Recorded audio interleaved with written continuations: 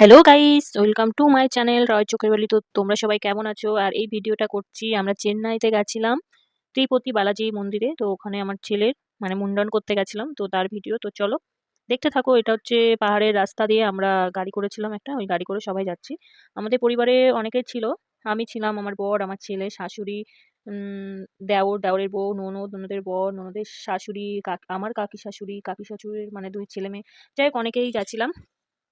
তো ওখানে গিয়ে দেখো, এটা হচ্ছে বালাজির একটা মূর্তি, যেটা কিনা বাইরে আছে, মানে ভেতরে তো মূর্তি আছে। এটা হচ্ছে গেট, মানে বালাজি মন্দিরে ঢোকার এটা একটা গেট। মানে এখানে একটা এরকম বালাজি ঠাকুরের মূর্তি আছে।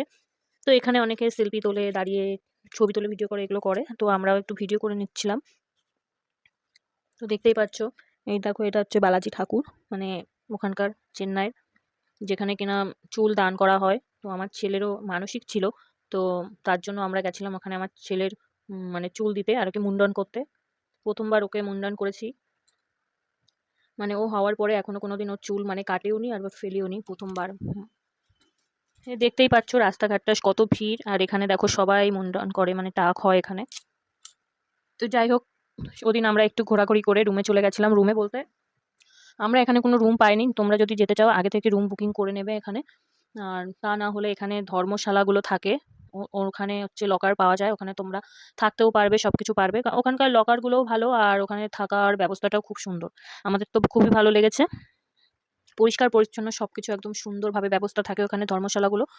তো এটা হচ্ছে পরের দিন সকাল সকাল আমি স্নান করে, ওর বাবা স্নান করে, তখন বাজে কটা, আমরা উঠেছিলাম 3:30 পৌনে 4টের দিকে। ভেবেছিলাম সকাল সকাল মুন্ডন করে আমরা বালাজির দর্শনে যাব।